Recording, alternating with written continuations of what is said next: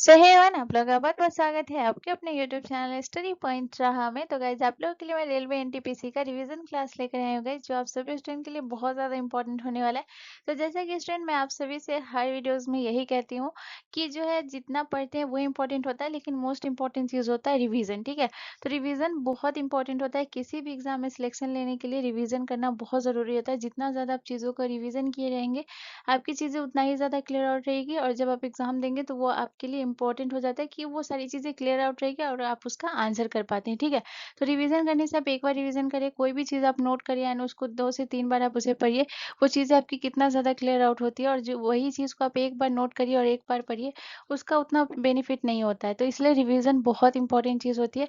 तो आज का जो आपका जो है रेलवे एनटीपीसी का रिवीजन क्लास हमारा 1 रहेगा, यानी कि आज जो है ये पहला जो है एनटीपीसी का रिवीजन क्लास है, ये आपको ध्यान रखना है। ठीक है, और इसमें अगर मैं आपको बताऊं तो ये आपको ध्यान रखना है कि इसमें जो इतना भी मैं प्रश्न बताऊंगी, इसमें आपको बताना है कमेंट करके कि आपसे कितना ज़्यादा क्वेश्चन जो है ये करेक्ट हुआ है। ठीक है, क्योंकि ये बहुत इंपॉर्टेंट है। आप क्वेश्चन देखेंगे, क्वेश्चन लेवल देखेंगे, ये बिल्कुल एनटीपीसी के जो है क्वेश्चन लेवल में है, तो इसमें आपको दिक्कत नहीं होगा। अगर आप इसको सॉल्व करें तो ये इससे आपका कॉन्फिडेंस लेवल बढ़ेगा। और रिवीजन क्लास है जो कि मैं आप डेली लेकर आऊंगी आप सभी के लिए, एनटीपीसी का रिवीजन क्लास। तो इसे आप ज़रूर देखिए और इसे ज़रूर सॉल्व करने की कोशिश करिए। तो चलिए आज के सेशन को स्टार्ट करते हैं, और आज का हमारा पहला प्रश्न है, क्वेश्चन नंबर 1 है। क्वेश्चन नंबर 1 हमसे कह रहा है कि निम्नलिखित में से कौन सा त्योहार गुरु नानक देव की जयंती के रूप में मनाया जाता है। ठीक है, तो आप सभी को पता होगा गुरु नानक जो है ये सिखों के पहले गुरु थे। तो इनमें से निम्नलिखित में से कौन सा ऐसा त्योहार है जो इनकी जयंती के रूप में मनाया जाता है। तो आपके ऑप्शन है होला मोहल्ला, ऑप्शन बी छप्पर मेला, ऑप्शन सी बैसाखी, या option D Guru Parv. So guys, इसका जो करेक्ट आंसर होगा वो होगा ऑप्शन जो है, इसका करेक्ट आंसर हो जाएगा ऑप्शन डी। ठीक है, तो मैं आपको एक सेकेंड होल्ड करके मैं बताऊंगी इसका आंसर, ताकि आप लोग भी इसका आंसर कर पाए। ठीक है, तो गुरु पर्व जो है ये गुरु नानक देव की जयंती के रूप में मनाया जाता है। अब हम बात करते हैं गाइस, तो यहाँ पे सबसे इंपॉर्टेंट है जो कि आपको ध्यान रखना है। यहाँ पे आपको क्या याद रखना है गाइस, तो यहाँ पे अगर हम बात करते हैं तो पहला पॉइंट आपको याद रखना है कि गुरु पर्व जो है सबसे पहले पूछा जाता है कि ये जो है किस महीने में मनाया जाता है, यानी कि जो है ये आपको ध्यान रखना है। तो सबसे पहले अगर हम बात करें तो ये आपको ध्यान रखना है कि ये जो है कार्तिक पूर्णिमा के दिन मनाया जाता है। तो अगर हम बात करते हैं कि गुरु पर्व जो है, ये आपको ध्यान रखना है, गुरु पर्व जो है ये कब मनाया जाता है गाइस, तो ये आपको ध्यान रखना है। गुरु पर्व जो है ये आपको ध्यान रखना है कि ये जो है कार्तिक पूर्णिमा के दिन मनाया जाता है। बहुत इंपॉर्टेंट है, ये भी जो है प्रीवियस ईयर में पूछा गया था गाइस कि गुरु पर्व जो है ये कब मनाया जाता है। तो ये आपको ध्यान रखना है कौन से दिन मनाया जाता है। तो याद रखिएगा गुरु पर्व जो है ये कार्तिक पूर्णिमा के दिन जो है, कार्तिक पूर्णिमा के दिन मनाया जाता है। ये आपको ध्यान रखना है, पहला पॉइंट आपको यही याद रखना है जो कि बहुत इंपॉर्टेंट है। याद रखिएगा कार्तिक पूर्णिमा के दिन मनाया जाता है, ये आपको ध्यान रखना है। पहला पॉइंट ये हुआ। उसके बाद अगर हम बात करते हैं दूसरा पॉइंट, अगर आपको क्या याद रखना है तो दूसरा पॉइंट आपको याद रखना है, पहला आपको याद रखना है कार्तिक पूर्णिमा के दिन मनाया जाता है कि गुरु नानक जो है गाइस, याद रखिएगा। दूसरा पॉइंट आपको याद रखना है कि जो गुरु नानक जो है गाइस, याद रखिएगा, ये सिखों के पहले गुरु हैं, ये आपको ध्यान रखना है। अगर हम गुरु नानक की बात करें गाइस, तो ये आपको ध्यान रखना है कि गुरु नानक जो है गाइस, याद रखिएगा, सिखों के पहले गुरु कौन है, तो ये आपको ध्यान रखना है। सिखों के पहले गुरु जो है ये आपको ध्यान रखना है, सिखों के पहले गुरु जो है ये गुरु नानक है, ये आपको ध्यान रखना है। सिखों के पहले गुरु कौन है गाइस, तो याद रखिएगा गुरु नानक है। उसके बाद बात करते हैं गाइस कि गुरु नानक का जन्म। ठीक है, तो ये भी आपको ध्यान रखना है। अगर हम बात करते हैं, ये भी पूछा जाता है कि गुरु नानक का जो जन्म है ये कब हुआ था, तो ये भी आपको ध्यान रखना है। गुरु नानक का अगर हम जन्म की बात करें गाइस, तो याद रखिएगा गुरु नानक का जन्म जो है ये कब हुआ था, तो ये आपको ध्यान रखना है 1469 में जो है गुरु नानक का जन्म हुआ था। ये आपको ध्यान रखना है 1469 में जो है इनका जन्म हुआ था, ये आपको ध्यान रखना है। और 1469 में इनका जन्म कहाँ हुआ था ये भी पूछा जाता है, तो ये भी बहुत इंपॉर्टेंट है। तो याद रखिएगा 1469 में जो है गाइस, याद रखिएगा तलवंडी में इनका जन्म हुआ था, ये आपको ध्यान रखना है। कहाँ हुआ था गाइस, ये आपको ध्यान रखना है, इनका जन्म जो है तलवंडी में हुआ था, ये भी आपको ध्यान रखना है। ठीक है, चलिए नेक्स्ट क्वेश्चन की तरफ। अगला क्वेश्चन हमारा क्वेश्चन नंबर 2 है गाइस। क्वेश्चन नंबर 2 कह रहा है कि कौन 2002 में पद्म भूषण से सम्मानित होने वाले सबसे कम उम्र के वाद्य यंत्र वादक था। तो आपको बताना है कि सबसे कम उम्र का जो है वाद्य यंत्र वादक कौन था, जिसे 2002 में जो है गाइस, याद रखिएगा, पद्म भूषण से सम्मानित किया गया, जो भारत का तीसरा सर्वोच्च पुरस्कार है। सबसे पहले तो आपको याद रखना है कि जो आपका जो है पद्म भूषण जो है गाइस, याद रखिएगा, ये जो है आपको ध्यान रखना है, पद्म भूषण जो है ये आपको ध्यान रखना है कि भारत भारत का तीसरा सर्वोच्च पुरस्कार कौन सा है गाइस? तो ये आपको ध्यान रखना है, भारत का तीसरा सर्वोच्च पुरस्कार जो है ये आपको ध्यान रखना है, भारत का तीसरा सर्वोच्च पुरस्कार जो है ये कौन सा है? तो ये आपको ध्यान रखना है, ये है आपका जो है पद्म भूषण है, ठीक है। तो सबसे कम उम्र का वादक कौन है? सर्वोच्च पुरस्कार है, ये आपको ध्यान रखना है, ठीक है। तो सबसे कम उम्र का कौन सा है गाइस? तो याद रखिएगा, जिस तरीके से आप पिक्चर में देख रहे होंगे आपको इसका आंसर पता ही चल गया होगा कौन सा है। तो इसका करेक्ट आंसर होगा ऑप्शन सी, ठीक है। उस्ताद जाकिर हुसैन जो है ये इसका करेक्ट आंसर हो जाएगा। उस्ताद जाकिर हुसैन जो है ये करेक्ट आंसर हो जाएगा। अगर हम उस्ताद जाकिर हुसैन की बात करें तो गाइस याद रखिएगा ये कौन से वादक थे? तो याद रखिएगा उस्ताद जाकिर हुसैन जो है यह एक तबला वादक थे, ये आपको ध्यान रखना है। उस्ताद जाकिर हुसैन जो है ये कौन से वादक थे गाइस? तो याद रखिएगा उस्ताद जाकिर हुसैन जो है ये तबला वादक थे, ये भी आपको ध्यान रखना है। वहीं अगर हम दूसरा पॉइंट अगर हम बात करें तो इसके अलावा जो है इनको पद्म भूषण के अलावा भी इन्हें बहुत सारे सम्मान मिले। जैसे कि अगर हम बात करें इन्हें पद्म श्री भी मिला है, ठीक है। तो जाकिर हुसैन को अगर हम बात करते हैं कि इन्हें जो है पद्म श्री कब मिला है गाइस? तो याद रखिएगा ये भी आपको बहुत इंपॉर्टेंट है, याद रखिएगा। तो अगर हम वही बात करते हैं कि इन्हें पद्म श्री कब मिला था, तो ये आपको ध्यान रखना है, इन्हें पद्म श्री मिला था 1988 में, ठीक है। ये आपको ध्यान रखना है, इन्हें पद्म श्री कब मिला था? 1988 में जो है इन्हें पद्म श्री मिला था। और वहीं अगर हम बात करें गाइस तो यहाँ पे आपको ध्यान रखना है, इन्हें पद्म श्री मिला था। और वहीं अगर हम बात करें तो इन्हें जो है पद्म विभूषण मिला था, ये आपको ध्यान रखना है, जो कि बहुत इंपॉर्टेंट है, ये पूछा जाता है। तो ये आपको ध्यान रखना है कि इन्हें जो है पद्म विभूषण कब मिला था गाइस? तो ये आपको ध्यान रखना है, इन्हें जो है इनका हाल ही में निधन हुआ है, तो ये भी आपके लिए इंपॉर्टेंट हो सकता है ये क्वेश्चन इनसे रिलेटेड। तो याद रखिएगा इन्हें जो है पद्म विभूषण कब मिला है? तो ये आपको ध्यान रखना है, इन्हें पद्म विभूषण 2023 में मिला है, ये आपको ध्यान रखना है। कब मिला है? 2023 में, ठीक है। चलिए नेक्स्ट क्वेश्चन की तरफ। अगला क्वेश्चन हमारा क्वेश्चन नंबर 3 है गाइस। क्वेश्चन नंबर 3 हमसे कह रहा है कि जब जल में विद्युत धारा प्रवाहित की जाती है तो किस प्रकार की रासायनिक अभिक्रिया होती है? तो यहाँ पे आपसे बोल रहा है कि जब जल में विद्युत धारा को प्रवाहित की जाती है तो किस प्रकार की जो है रासायनिक अभिक्रिया होती है? तो आपके ऑप्शन है, ऑप्शन ए संयोजन, ऑप्शन बी अपघटन, ऑप्शन सी विस्थापन या ऑप्शन डी दोहरा विस्थापन। तो गाइस इसका जो करेक्ट आंसर होगा वो होगा आपका अपघटन, ठीक है। ऑप्शन बी हमारा करेक्ट हो जाएगा, ये आपको ध्यान रखना है, ठीक है। वहीं अगर हम बात करते हैं गाइस तो इसमें क्या होता है, इस ये जो प्रक्रिया होता है जब जल में विद्युत धारा को प्रवाहित की जाती है तो इसमें क्या करता है, जो जल को जो है या हाइड्रोजन और ऑक्सीजन के साथ जो है ऑक्सीजन गैस के साथ जो है विघटित किया जाता है, ये आपको ध्यान रखना है, ठीक है। चलिए नेक्स्ट क्वेश्चन की तरफ। अगला क्वेश्चन हमारा क्वेश्चन नंबर 4 है गाइस। क्वेश्चन नंबर 4 हमसे कह रहा है कि निम्नलिखित में से किसे प्रकृति की कार्यात्मक इकाई के रूप में दर्शाया जा सकता है। तो आपको बताना है कि प्रकृति की कार्यात्मक इकाई के रूप में किसे दर्शाया जाता है। तो इसका करेक्ट आंसर हो जाएगा पारिस्थितिकी तंत्र को, ठीक है। ऑप्शन बी हमारा करेक्ट आंसर हो जाएगा, किससे दर्शाया जाता है? पारिस्थितिकी तंत्र को दर्शाया जाता है। ऑप्शन बी करेक्ट हो जाएगा। चलिए नेक्स्ट क्वेश्चन की तरफ। अगला क्वेश्चन हमारा क्वेश्चन नंबर 5 है गाइस। क्वेश्चन नंबर 5 हमसे कह रहा है कि अंतर्राष्ट्रीय ओलंपिक समिति का गठन किस वर्ष में किया गया था। तो आपको बताना है कि ये जो है अंतर्राष्ट्रीय ओलंपिक समिति, ठीक है, इसका गठन जो है ये कब किया गया था। तो इसका करेक्ट आंसर होगा गाइस, इसका करेक्ट आंसर हो जाएगा 1894 में। तो ऑप्शन सी हमारा करेक्ट हो जाएगा, क्या हो जाएगा? 1894 में इसका आंसर करेक्ट होगा, ठीक है। वहीं अगर हम बात करते हैं गाइस अंतर्राष्ट्रीय ओलंपिक समिति का गठन 1894 में हुआ। वही इसके मुख्यालय की अगर हम बात करेंगे गाइस कि इसका जो है मुख्यालय जो है ये कहाँ है, ये भी बहुत इंपॉर्टेंट है, तो याद रखिएगा। वहीं हम इसके मुख्यालय की बात करें गाइस तो याद रखिएगा इसका जो है गठन तो इसका गठन जो है 1894 में हुआ था। लेकिन अगर हम जब मुख्यालय की बात करेंगे गाइस तो याद रखिएगा इसका मुख्यालय जो है ये आपके स्विट्जरलैंड में, ठीक है। तो ये अभी आपको ध्यान रखना है, इसका मुख्यालय कहाँ है गाइस। तो याद रखिएगा इसका मुख्यालय जो है आपको ध्यान रखना है कहाँ है। तो ये आपको ध्यान रखना है, इसका मुख्यालय जो है ये स्विट्जरलैंड में है, ये आपको ध्यान रखना है। और स्विट्जरलैंड के जो है ये कहाँ है गाइस। तो याद रखिएगा स्विट्जरलैंड के लाजेन में है, ये आपको ध्यान रखना है। इसका मुख्यालय कहाँ है गाइस। तो याद रखिएगा स्विट्जरलैंड के लाजेन में जो है इसका मुख्यालय है, ये भी आपको ध्यान रखना है, ठीक है। ये हो गया। उसके अलावा जो है यहाँ पे एक पॉइंट आपके लिए बहुत इंपॉर्टेंट बनता है, जो कि है आपको जो है क्या याद रखना है, 1994, ठीक है। तो ये जो पॉइंट मैं लिखा रही हूँ ये बहुत इंपॉर्टेंट है, तो याद रखिएगा 1994 में जो है ये क्या हुआ था, ये आपको ध्यान रखना है। तो 1994 में जो है ये आपको ध्यान रखना है शीतकालीन और ग्रीष्मकालीन, ठीक है, आपको ध्यान रखना है। 1994 में जो ये क्या हुआ था गाइस, याद रखिएगा 1994 में जो है आपको ध्यान रखना है जो शीतकालीन ओलंपिक था, ये आपको ध्यान रखना है। 1994 में जो है आपको ध्यान रखना है, जो आपका जो है शीतकालीन और कौन-सा था गाइस, याद रखिएगा शीतकालीन और जो ग्रीष्मकालीन ओलंपिक खेल था, ये आपको ध्यान रखना है।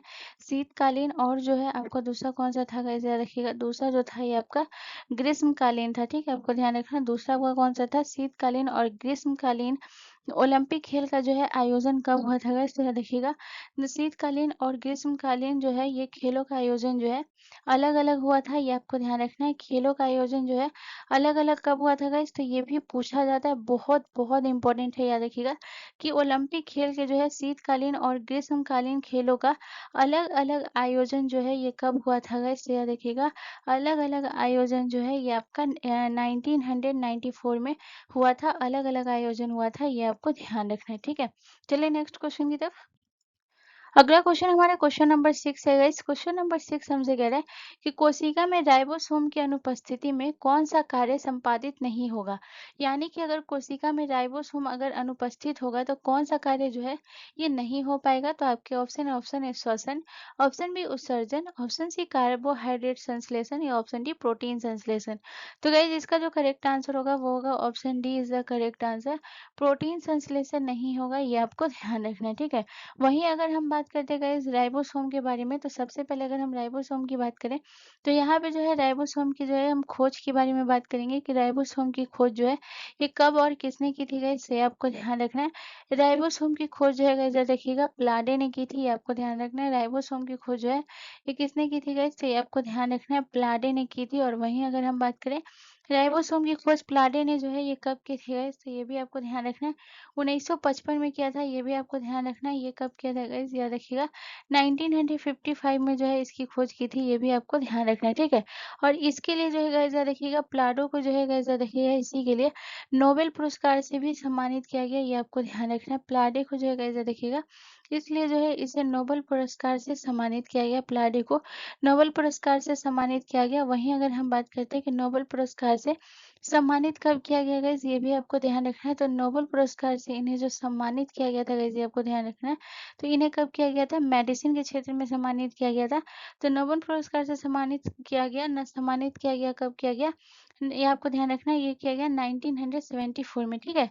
कब किया गया गाइस, तो ये आपको ध्यान रखना है। इसे इन्हें जो सम्मानित किया गया था वो किया गया था 1974 में इन्हें सम्मानित किया गया था, ये आपको ध्यान रखना है, ठीक है।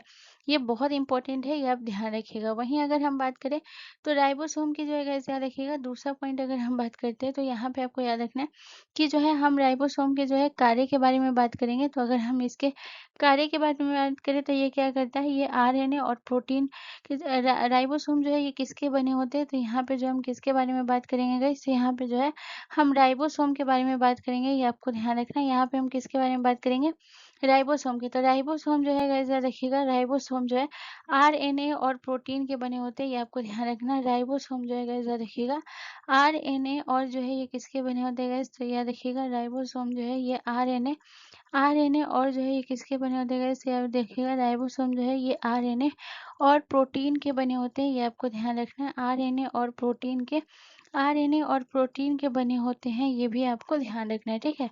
चलिए नेक्स्ट क्वेश्चन की तरफ। अगला क्वेश्चन हमारा क्वेश्चन नंबर 7 है गाइस। क्वेश्चन नंबर 7 कह रहा है कि ब्याज दर और मुद्रा की मांग के बीच क्या संबंध है। तो आपको बताना है ब्याज दर और मुद्रा की मांग के बीच क्या संबंध है। तो आपके ऑप्शन है समानुपातिक, ऑप्शन बी प्रतिलोम, ऑप्शन सी प्रत्यक्ष या ऑप्शन डी इनमें से कोई नहीं। तो गाइस इसका जो करेक्ट आंसर होगा वो होगा ऑप्शन बी जो है करेक्ट आंसर हो जाएगा। ब्याज दर और मुद्रा की मांग के बीच जो है ये प्रतिलोम संबंध है, तो ऑप्शन बी हमारा करेक्ट आंसर हो जाएगा। और प्रतिलोम संबंध जो है ये कैसे है, तो ये भी आपको ध्यान रखना है। यहाँ पे आप स्टार देके याद रखिएगा कि मुद्रा के जो मांग होता है वो ब्याज दर के साथ जो है ये कैसा होगा, प्रतिलोम होगा। प्रतिलोम कैसे होगा, यानी कि जब ब्याज दर बढ़ती है तो मुद्रा की मांग जो है ये कम हो जाती है, ठीक है। तो यहाँ पे आपको क्या ध्यान रखना है, यहाँ पे आपको ध्यान रखना है गाइस, ये आपको ध्यान रखना है कि ब्याज दर अगर याद रखिएगा ब्याज दर जो है आपको ध्यान रखना है ब्याज दर बढ़ेगी, आपको ध्यान रखना है ब्याज दर अगर बढ़ेगी तो क्या होगा गाइस, याद रखिएगा ब्याज दर बढ़ेगी तो जो है मुद्रा की मांग जो है ये कम हो जाएगी, इसीलिए जो है प्रतिलोम जो है इसके बीच संबंध है, ठीक है। तो ब्याज दर बढ़ेगी तो मुद्रा की जो मांग है, ब्याज दर बढ़ेगी तो मुद्रा की मांग जो है ये क्या हो जाएगी गाइस, तो याद रखिएगा मुद्रा की मांग कम हो जाती है, ये आपको ध्यान रखना है, ठीक है? तो यहाँ पे मैं एक-एक पॉइंट क्लियर करती जा रही हूँ ताकि आप लोगों को कोई कन्फ्यूज़न ना हो। मैं जितना ज़्यादा हो सके अपनी तरफ से क्लियर कर रही हूँ। प्लीज़ आप सभी अच्छे से पढ़िए और अच्छे से देखिए और इसे पूरा एंड तक ज़रूर देखिए, ठीक है? तो याद रखिएगा, ब्याज दर बढ़ेगी तो मुद्रा की माँग जो है कम हो जाती है, ये आपको ध्यान रखना है। इसलिए इन दोनों के बीच जो है ये कैसा संबंध है, प्रतिलोम संबंध है या फिर यहाँ पे आपको नकारात्मक संबंध भी देखने को मिलेगा ऑप्शन में, तो कन्फ्यूज़ नहीं होइएगा, ठीक है? चलिए नेक्स्ट क्वेश्चन की तरफ। अगला क्वेश्चन हमारा क्वेश्चन नंबर 8 है गाइस। क्वेश्चन नंबर 8 हमसे कह रहा है कि केंद्र सरकार के अनुसार अब कितने निवेश तक के उद्योगों को सूक्ष्म उद्योग माना जाएगा? तो आपको बताना है कि केंद्र सरकार के द्वारा जो है ये आपको बताना है कि आप कितना निवेश करेंगे तो इसे सूक्ष्म उद्योग या फिर लघु उद्योग या फिर मध्यम उद्योग के क्षेत्र में जो है ये माना जाएगा, यानी इसे जो है वर्गीकृत किया जाएगा। आप कितना इन्वेस्ट करेंगे गाइस, तो ये आपको ध्यान रखना है। तो इसका जो करेक्ट आंसर होगा वो क्या होगा, 2.5 करोड़ हो जाएगा। यानी कि अगर आप 2.5 करोड़ निवेश करते हैं, यानी इसका जो क्वेश्चन का मतलब आपसे क्या पूछ रहा है कि कोई भी आप उद्योग में 2.5 करोड़ अगर आप इन्वेस्ट करते हैं, उसमें जो है निवेश करते हैं, तो क्या होगा कि उसे जो है वो उसे मध्यम लघु में ही वर्गीकृत किया जाएगा। अगर आप इससे ज़्यादा करेंगे तो फिर वो आपका जो है इसे मध्यम या फिर जो है लघु उद्योग में इसे काउंट नहीं किया जाएगा, या फिर तो ये आपको ध्यान रखना है, ठीक है?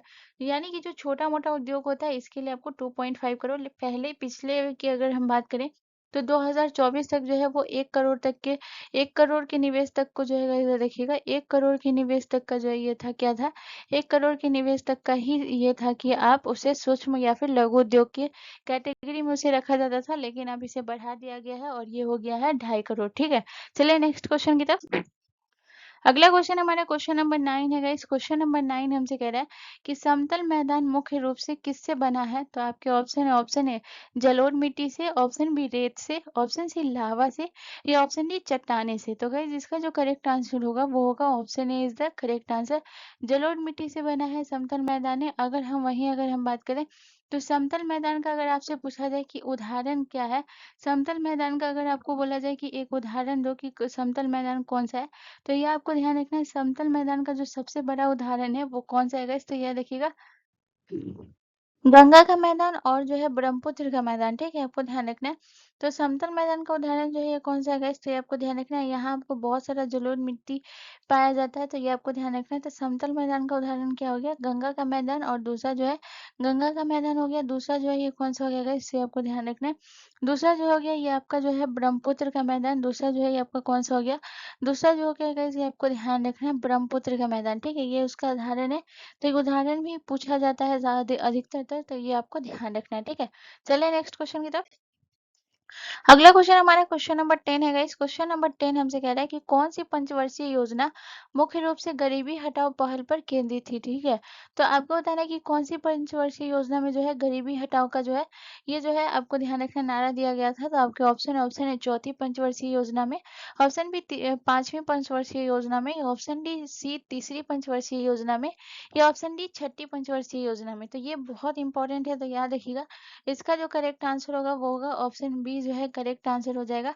पांचवी पंचवर्षीय योजना में जो है गरीबी हटाओ का नारा दिया गया था, ये आपको ध्यान रखना है। पांचवी पंचवर्षीय योजना में जो है इसका जो है काल कितना था गाइस, तो याद रखिएगा 1974 से जो है इसका जो है काल, यानी कि इसकी जो है अवधि कब से कब तक थी, तो 5 साल का होता था पंचवर्षीय योजना, लेकिन इसमें जो है 1 साल इसका कम हो गया था, तो 1978 तक ही इसका काल था, अवधि था, ये आपको ध्यान रखना है, यानी 4 साल तक ही। और इसी पंचवर्षीय योजना में जो है गाइस रखिएगा, इसी पंचवर्षीय योजना में जो है गरीबी हटाओ का नारा दिया गया था, ये आपको ध्यान रखना है। इसी पंचवर्षीय योजना में जो है गाइस देखिएगा गरीबी हटाओ जो है गाइस देखिएगा गरीबी हटाओ नारा दिया गया था, और गरीबी हटाओ नारा जो है गाइस देखिएगा गरीबी हटाओ का नारा दिया गया था, ये आपको ध्यान रखना है, ठीक है? और ये नारा जो है ये किसने दिया था गाइस, ये आपको ध्यान रखना है। ये नारा जो है उस टाइम की जो प्रधानमंत्री थी, कौन थी प्रधानमंत्री उस टाइम की, ये भी बहुत पूछा जाता है। तो याद रखिएगा उस टाइम जो प्रधानमंत्री थी इंदिरा गांधी, ठीक है? इन्होंने ही ये नारा दिया था। गरीबी हटाओ का नारा जो है ये किसने दिया था गाइस, तो याद रखिएगा इंदिरा गांधी ने गरीबी हटाओ का नारा दिया था, ये आपको ध्यान रखना। उस टाइम की जो है ये क्या थी, पीएम थी, यानी कि ये उस टाइम की प्रधानमंत्री थी। उसके बाद अगर हम बात करते हैं तो ये आपको ध्यान रखना है कि 20 सूत्री कार्यक्रम जो है ये किसमें चलाया गया था, तो ये भी आपको ध्यान रखना है। तो वहीं अगर हम बात करें कि 20 सूत्री कार्यक्रम जो है गाइस देखिएगा यहाँ पे जो है आपको याद रखना है कि 20 सूत्री कार्यक्रम जो है ये किसमें चलाया गया था गाइस, तो ये आपको ध्यान रखना है 20 सूत्री कार्यक्रम जो है पांचवी पंचवर्षीय योजना में चलाया गया था, तो ये भी आपको ध्यान रखना है। तो वहीं अगर हम बात करते हैं गाइस, आपको ध्यान रखना है कि 20 सूत्री, ठीक है, 20 सूत्री कार्यक्रम जो है किस पंचवर्षीय योजना में चलाया गया था, तो याद रखिएगा ये पांचवी पंचवर्षीय योजना में, और ये भी आपका प्रीवियस ईयर है, ये आपको ध्यान रखना है 20 सूत्री कार्यक्रम।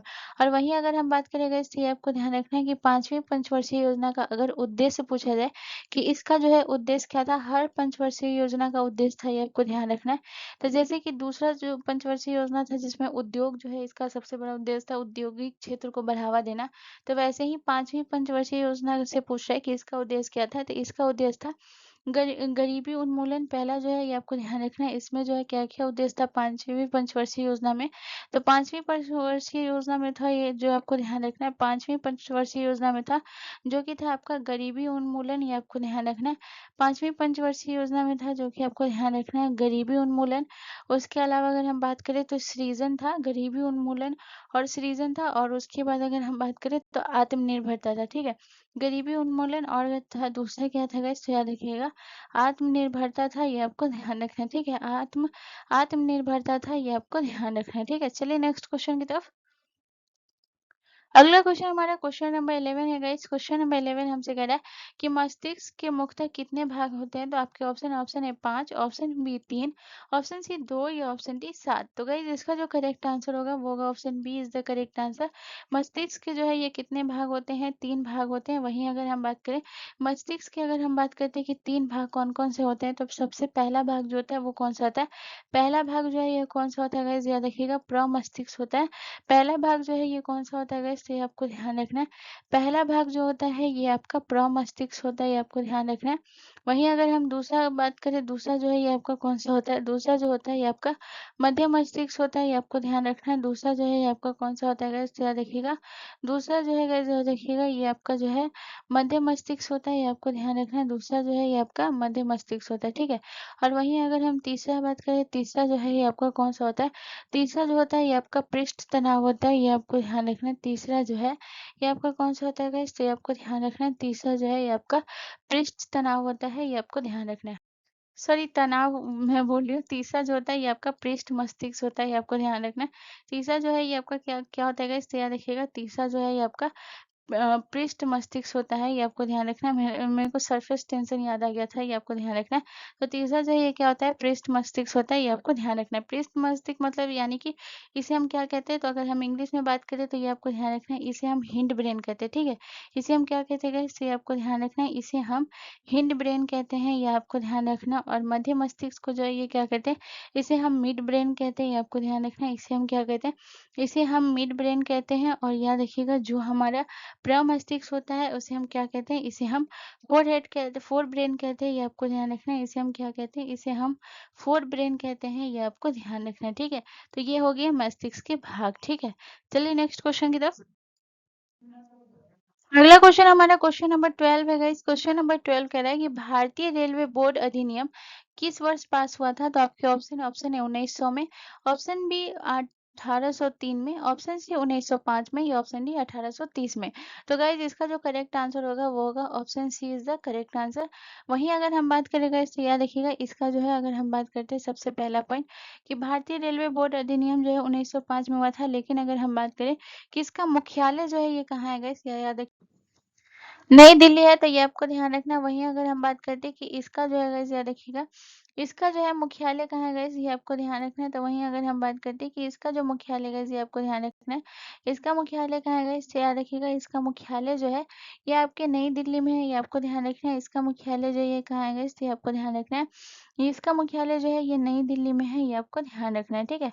चलिए नेक्स्ट क्वेश्चन की तरफ। अगला क्वेश्चन हमारा क्वेश्चन नंबर 13 है गाइस। क्वेश्चन नंबर 13 कह रहा है कि कौन सा हार्मोन रक्त शर्करा को स्तर को नियंत्रित करता है, तो आपके ऑप्शन है insulin, option B thyroxine, option C oestrogen या ऑप्शन डी एड्रेनालिन। तो गाइस इसका जो करेक्ट आंसर होगा वो होगा option A is the correct answer. Insulin जो है ये हार्मोन में रक्त शर्करा को स्तर को नियंत्रित करता है। तो ये किसका काम है? हार्मोन इंसुलिन का काम है, ये आपको ध्यान रखना है। वहीं अगर हम बात करें तो इंसुलिन जो है ये किसके द्वारा स्रावित होता है गाइस? तो ये आपको ध्यान रखना है। इंसुलिन जो है ये अग्नाशय के द्वारा स्रावित होता है। तो पहला ये भी पूछा जाता है, ये भी आपके लिए बहुत इंपॉर्टेंट है। तो ये आपको ध्यान रखना है, अग्नाशय के द्वारा, ठीक है। तो इंसुलिन जो है गाइस देखिएगा ये इसका स्राव जो है किसके द्वारा होता है? तो अग्नाशय द्वारा जो है इसका स्राव होता है। ये आपको ध्यान रखना है, अग्नाशय द्वारा इसका स्राव होता है। ये आपको ध्यान रखना है, ठीक है। वहीं अगर हम बात करें दूसरा पॉइंट आपको याद रखना है कि इंसुलिन की जो है अगर हम बात करते हैं कि इसकी खोज जो है ये किसने की थी, ये आपको ध्यान रखना है। तो वहीं अगर हम बात करें इंसुलिन की खोज जो है दो लोगों ने मिलकर की थी, पहला बैटिंग और बेस्टा ने, ठीक है। ये आपको ध्यान रखना है, इसकी खोज जो है ये किसने की थी? इंसुलिन की खोज जो है गाइस देखिएगा बैटिंग और बेस्टा ने मिलकर जो है ये किसकी खोज की थी? तो ये आपको ध्यान रखना है, बैटिंग और बेस्टा ने मिलकर जो है आपको ध्यान रखना है, बैटिंग और बेस्टा ने मिलकर जो है इंसुलिन की खोज की थी। ये आपको ध्यान रखना है। और जिसके लिए आपको ध्यान रखना है कि बैटिंग को जो है 1930 में जो है नोबेल पुरस्कार से भी सम्मानित किया गया। इसके लिए जो है गाइस आपको ध्यान रखना है, ये जो है आपके बैटिंग जो वैज्ञानिक थे, आपको ध्यान रखना है, बैटिंग वैज्ञानिक थे। बैटिंग को जो है गाइस देखिएगा, बैटिंग को याद रखिएगा नोबेल पुरस्कार से सम्मानित किया गया। ये आपको ध्यान रखना है, बैटिंग को नोबेल पुरस्कार से सम्मानित किया गया। ये आपको ध्यान रखना है, ठीक है। बैटिंग को जो है गाइस देखिएगा नोबेल पुरस्कार से सम्मानित किया गया। और नोबेल पुरस्कार से सम्मानित इन्हें कब किया गया ये भी आपको ध्यान रखना है। तो इन्हें जो है नोबेल पुरस्कार से सम्मानित किया गया था। कब किया गया था गाइस? तो ये आपको ध्यान रखना है 1923 में, ठीक है। सम्मानित किया गया, कब किया गया? सम्मानित किया गया याद रखिएगा 1923 में इन्हें सम्मानित किया गया था। ये आपको ध्यान रखना है, ठीक है। चलिए नेक्स्ट क्वेश्चन की तरफ। अगला क्वेश्चन हमारा क्वेश्चन नंबर 14 है गाइस। क्वेश्चन नंबर 14 हमसे कह रहा है कि पौधे का कौन सा भाग पानी और खनिजों को अवशोषित करता है। तो आपको बताना है कि पौधे का कौन सा भाग है जो पानी, खनिज, इसके अलावा अगर हम बात करें तो पानी हो गया, खनिज हो गया या फिर कोई भी पोषक तत्व हो गया, इसको जो है अवशोषित कौन करता है? तो आपके ऑप्शन है, ऑप्शन है तना, ऑप्शन बी जड़ें, ऑप्शन सी पत्तियां या ऑप्शन डी फूल। तो गाइस इसका जो करेक्ट आंसर होगा वो होगा option B is the correct answer. पौधे के जो जड़ होता है ये पानी, खनिज, लवण या कोई भी तत्व को अवशोषित करने का काम करता है। तो ये ऑप्शन बी हमारा करेक्ट हो जाएगा। चलिए नेक्स्ट क्वेश्चन की तरफ। अगला क्वेश्चन हमारा क्वेश्चन नंबर 15 है गाइस। क्वेश्चन नंबर 15 कह रहा है कि अनुसूचित जनजातियों के लिए एक राष्ट्रीय आयोग गठित करने का प्रावधान संविधान के किस अनुच्छेद के अंतर्गत किया गया है?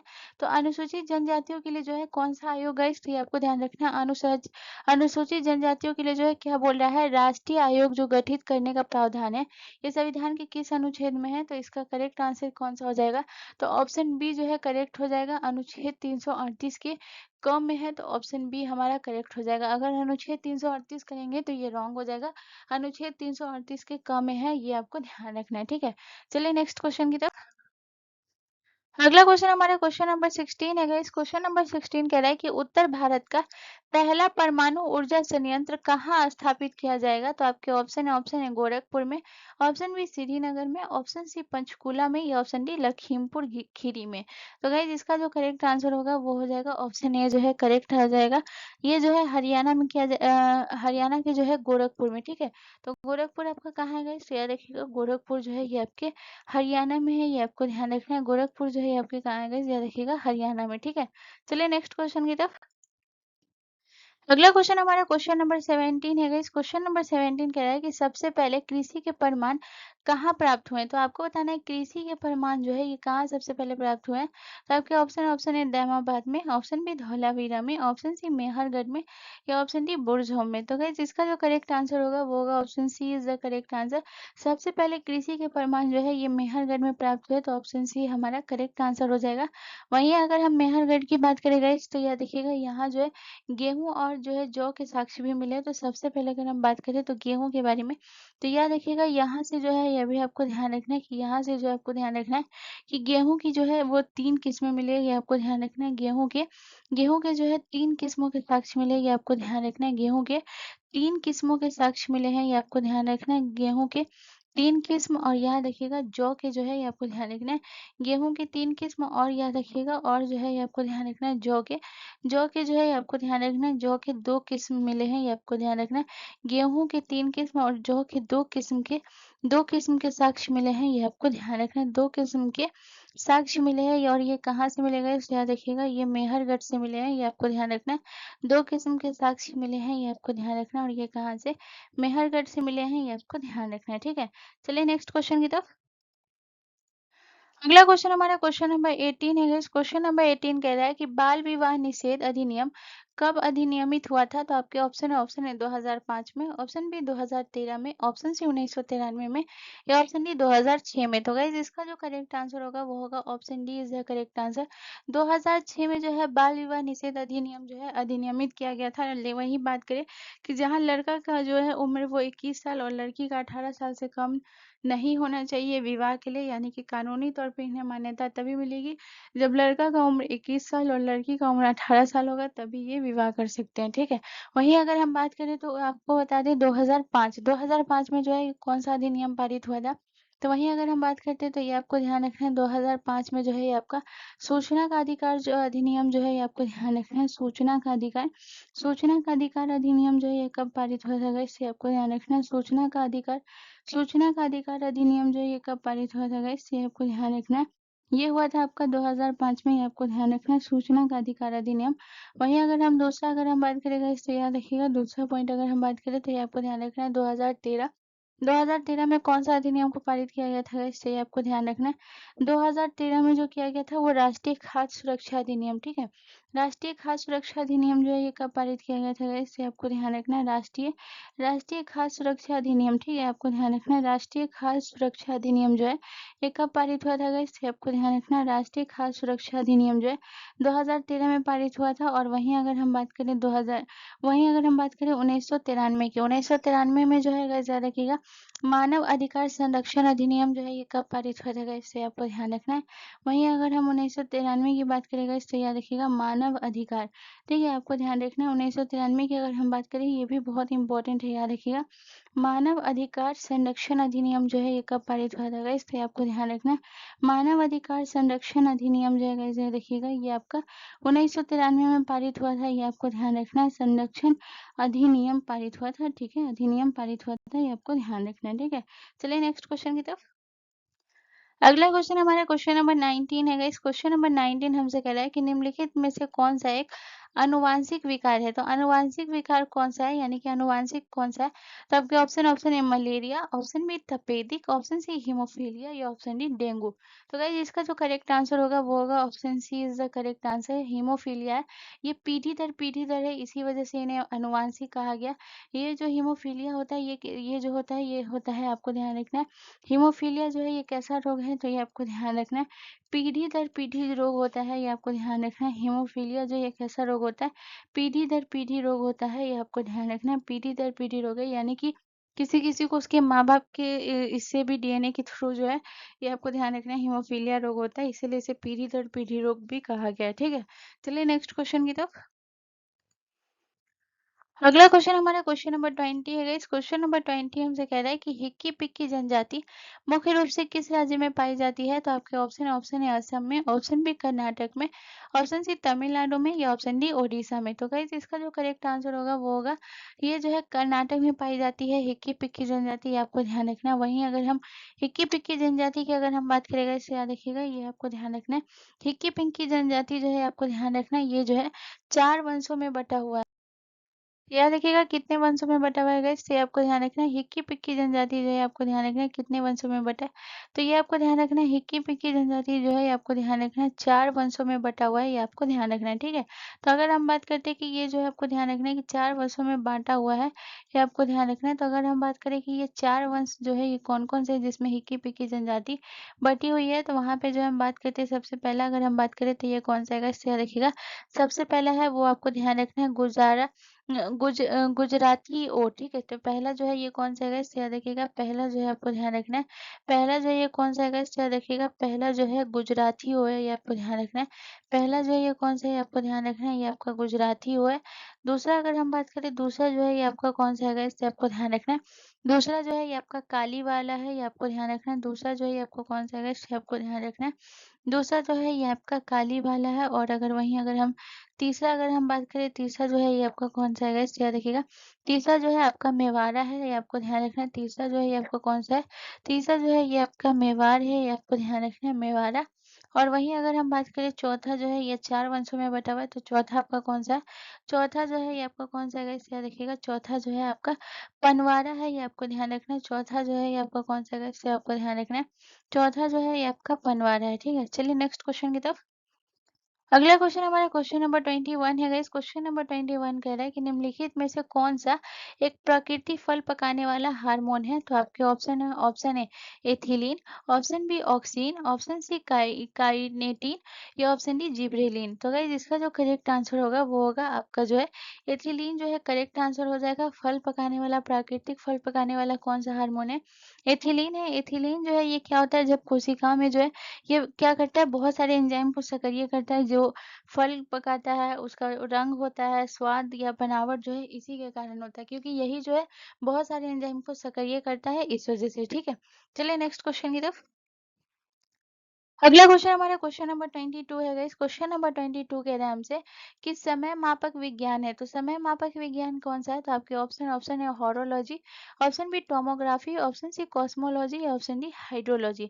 तो गाइस इसका जो करेक्ट आंसर होगा, समय मापक जो है ये कौन सा है गाइस, तो इसका करेक्ट आंसर हो जाएगा आपका हॉरोलॉजी, ठीक है। तो ऑप्शन ए हमारा करेक्ट आंसर हो जाएगा, ठीक है। हॉरोलॉजी है। वहीं अगर हम बात करते हैं गाइस आपका जो है टोमोग्राफी की, अगर हम बात करें टोमोग्राफी क्या है, तो ये आपको ध्यान रखना है। ये जो है ये क्या करता है गाइस, शरीर के विभिन्न अंगों का अध्ययन जो है ये किसमें होता है गाइस, तो ये भी आपको ध्यान रखना है। वहीं अगर हम बात करें तो ये आपको ध्यान रखना है, शरीर के विभिन्न अंगों का अध्ययन जो है ये क्या कहलाता है गाइस, तो ये आपको ध्यान रखना है। शरीर के विभिन्न अंगों का अध्ययन, ठीक है, आपको ध्यान रखना है। वहीं अगर हम बात करें तो ये आपको ध्यान रखना है कि शरीर के विभिन्न अंगों का अध्ययन जो है गाइस, याद रखिएगा, शरीर के विभिन्न अंगों का अध्ययन जो है ये क्या कहलाता है, तो ये आपको ध्यान रखना है। विभिन्न अंगों का अध्ययन जो है टोमोग्राफी कहलाता है, ये आपको ध्यान रखना है। वहीं अगर हम बात करते हैं गाइस कॉस्मोलॉजी की, कॉस्मोलॉजी का काम जो है ये क्या होता है गाइस, तो याद रखिएगा, कॉस्मोलॉजी जो है ब्रह्मांड की उत्पत्ति का अध्ययन जो है ये किसमें होता है गाइस, ये आपको ध्यान रखना है। वहीं अगर हम बात करें तो ये आपको ध्यान रखना है कि अगर हम बात करते हैं गाइस कि ये जो है आपको ध्यान रखना है कि ब्रह्मांड, ठीक है, आपको ध्यान रखना है ब्रह्मांड के उत्पत्ति का अध्ययन जो है ये किसमें होता है गाइस, ये आपको ध्यान रखना है। ब्रह्मांड के उत्पत्ति का अध्ययन, ठीक है, आपको ध्यान रखना है। ब्रह्मांड की उत्पत्ति का अध्ययन जो है ये क्या कहलाता है, तो ये आपको ध्यान रखना है। ब्रह्मांड की उत्पत्ति का अध्ययन जो है ये आपका जो है कॉस्मोलॉजी कहलाता है, ये आपको ध्यान रखना है। और अगर वहीं अगर हम बात करें हाइड्रोलॉजी की, अगर हम बात करें हाइड्रोलॉजी में जो है ये क्या होता है गाइस, याद रखिएगा, ये जो है आपको ध्यान रखना है, जल के वितरण का अध्ययन जो है ये क्या कहलाता है गाइस, ये आपको ध्यान रखना है। हाइड्रोलॉजी में जो है ये किसका अध्ययन होता है, तो ये आपको ध्यान रखना है, जल के वितरण, या फिर जो है गाइस याद रखिएगा, जल के वितरण या फिर जो है गुणों का अध्ययन जो है ये क्या कहलाता है, जल के वितरण या फिर जो है गुणों का अध्ययन जो है ये क्या कहलाता है, तो ये आपको ध्यान रखना है, ये कहलाता है हाइड्रोलॉजी कहलाता है, ये आपको ध्यान रखना है, ठीक है। चलिए नेक्स्ट क्वेश्चन की तरफ। अगला क्वेश्चन हमारा क्वेश्चन नंबर 23 है गाइस। क्वेश्चन नंबर 23 कह रहा है कि निम्नलिखित में से कौन a nation in the making के लेखक हैं। तो आपको बताना है ए नेशन इन मेकिंग के लेखक कौन है। तो आपके ऑप्शन, ऑप्शन है सुरेंद्र नाथ बनर्जी, ऑप्शन बी रफीक जकरिया, ऑप्शन सी वी.डी. सावरकर, या ऑप्शन डी बंकिम चंद्र चटर्जी। तो गाइस इसका जो करेक्ट आंसर होगा वो होगा आपका सुरेंद्र नाथ बनर्जी। तो ऑप्शन ए जो है हमारा करेक्ट हो जाएगा, ठीक है। चलिए नेक्स्ट क्वेश्चन की तरफ। अगला क्वेश्चन हमारा क्वेश्चन नंबर 24 है गाइस। क्वेश्चन नंबर 24 हमसे कह रहे हैं कि भारत में स्थापित प्रथम बैंक कौन सा है। तो इसका जो करेक्ट आंसर होगा वो कौन सा होगा, बैंक ऑफ हिंदुस्तान, भारतीय रिजर्व बैंक, या ऑप्शन सी इंपीरियल बैंक, या ऑप्शन डी भारतीय स्टेट बैंक। तो गाइस इसका जो करेक्ट आंसर होगा वो होगा बैंक ऑफ हिंदुस्तान, जो है ये भारत में प्रथम स्थापित बैंक है, लेकिन बाद में ये बंद भी हो गया था ये बैंक। तो सबसे पहले अगर हम बात करते हैं इसकी स्थापना की, ठीक है, तो याद रखिएगा ये जो है बैंक ऑफ हिंदुस्तान की जो है ये स्थापना जो है ये कब हुई थी गाइस, तो ये आपको ध्यान रखना है, इसकी स्थापना जो है 1770 में हुई थी। ये आपको ध्यान रखना है, इसकी स्थापना जो है ये कब हुई थी, 1770 में। और 1770 में जो है ये कहाँ हुई थी, ये भी आपको ध्यान रखना है। तो 1770 में ये कलकत्ता में हुई थी, ये भी आपको ध्यान रखना है, ठीक है। फिर जो है याद रखिएगा 1830-32 में जो है बंद कर दिया गया था, ये भी आपको ध्यान रखना है। अगर हम बात करें तो ये आपको ध्यान रखना है 1830 और 32 के बीच जो है गाइस याद रखिएगा 1830-32 में जो है गाइस याद रखिएगा 1830-32 में बंद हो गया था, ये आपको ध्यान रखना है। 1830-32 में जो है ये बैंक जो है बंद हो गया था, ये भी आपको ध्यान रखना है, ठीक है? बंद हो गया था, ठीक है? चलिए नेक्स्ट क्वेश्चन की तरफ। अगला क्वेश्चन हमारा क्वेश्चन नंबर 25 है गाइस। क्वेश्चन नंबर 25 हमसे कह रहा है कि चापार कूट किस भारतीय राज्य की प्रमुख सांस्कृतिक उत्सव है? तो आपके ऑप्शन है नागालैंड की, ऑप्शन बी मणिपुर की, ऑप्शन सी मिजोरम की, या ऑप्शन डी अरुणाचल प्रदेश की। तो गाइस इसका जो करेक्ट आंसर होगा वो होगा आपका जो है मिजोरम जो है करेक्ट आंसर हो जाएगा, यानी कि ऑप्शन सी। ठीक है, ये जो है ये किस जनजाति के द्वारा मनाया जाता है? चारकुट जो है ये आपको ध्यान रखना है। ये किस जनजाति के द्वारा मनाया जाता है? तो ये आपको ध्यान रखना है, ये मीज़ो जनजाति के द्वारा मनाया जाता है। तो ये आपको ध्यान रखना है, ये किस जनजाति के द्वारा मनाया जाता है? तो ये आपको ध्यान रखना है, मीज़ो जनजाति के द्वारा, ठीक है?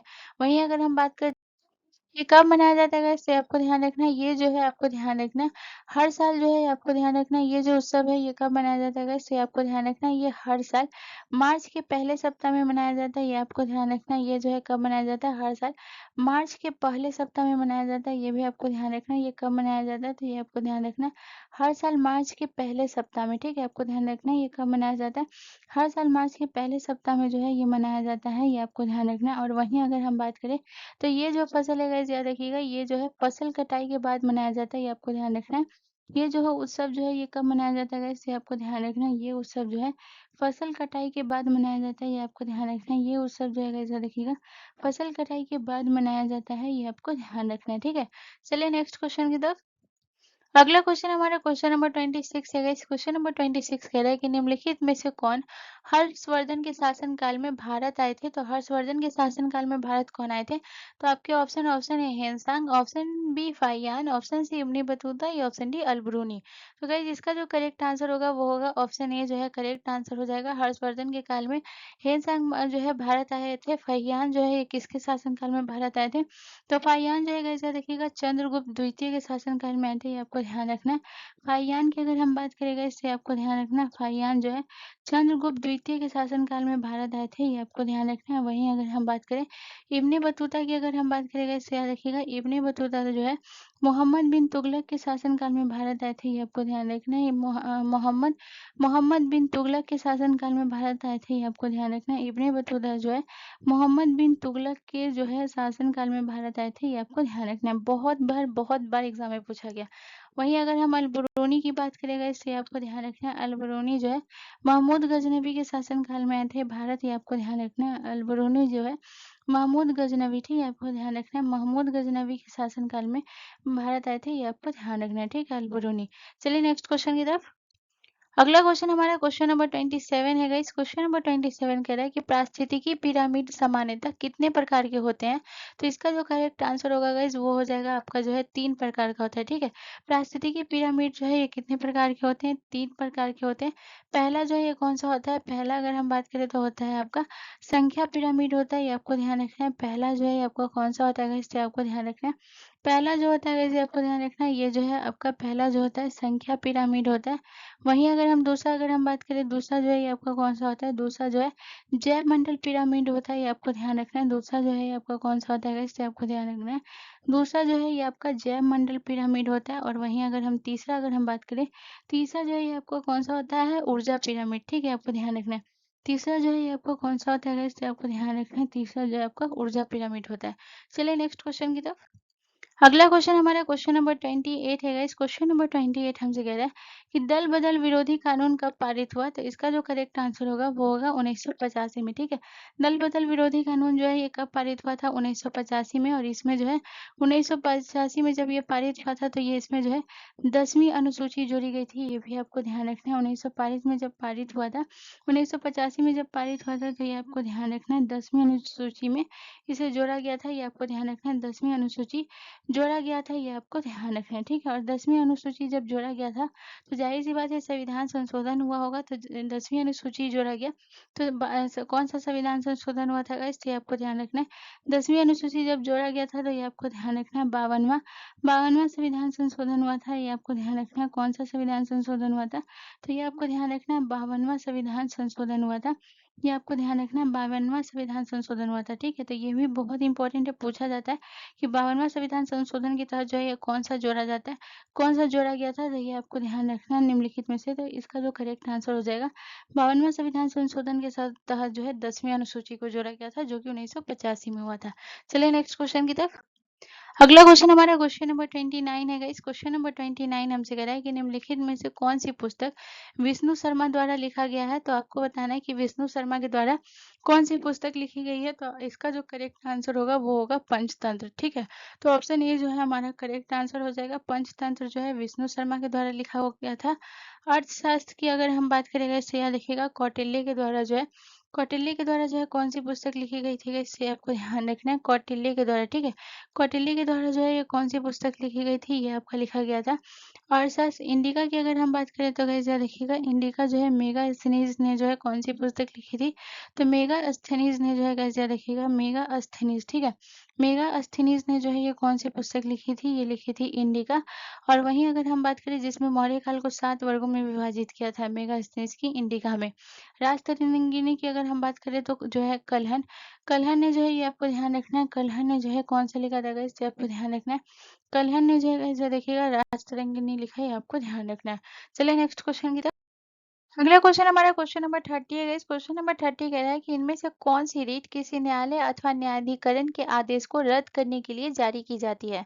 तो इसका जो करेक्ट आंसर होगा वो क्या होगा? अधिकार परीक्षा लेख, ऑप्शन बी प्रतिषेध लेख, ऑप्शन सी परमादेश, या ऑप्शन डी उत्प्रेषण। तो गाइस इसका जो करेक्ट आंसर होगा वो होगा option D is the correct answer. उत्प्रेषण जो है किसी न्यायालय या न्यायाधिकरण के आदेश को रद्द करने के लिए जारी की जाती है, तो ये ऑप्शन डी हमारा करेक्ट हो जाएगा। तो गाइज आपका जो है रेलवे एनटीपीसी का जो आज का हमारा रिवीजन क्लास है ये यहीं कंप्लीट होता है। प्लीज़ आप सभी मुझे कमेंट करके ज़रूर बताइएगा कि आपसे कितना ज़्यादा क्वेश्चन करेक्ट हुआ है। इस 30 क्वेश्चन से आपसे से कितना ज़्यादा क्वेश्चन करेक्ट हुआ है, एंड आपके लिए ये वीडियो कितना ज़्यादा इन्फॉर्मेटिव रहा है, ये भी आप मुझे कमेंट करिएगा। और अगर आपके लिए ये वीडियो थोड़ा थोड़ा सा भी इन्फॉर्मेटिव रहा है, तो प्लीज़ गाइज प्लीज़ प्लीज़ मेरे चैनल को ज़रूर सब्सक्राइब कर लीजिएगा एंड बेल आइकन पर ज़रूर क्लिक कर लीजिएगा। मिलते हैं नेक्स्ट वीडियो में गाइज। धन्यवाद।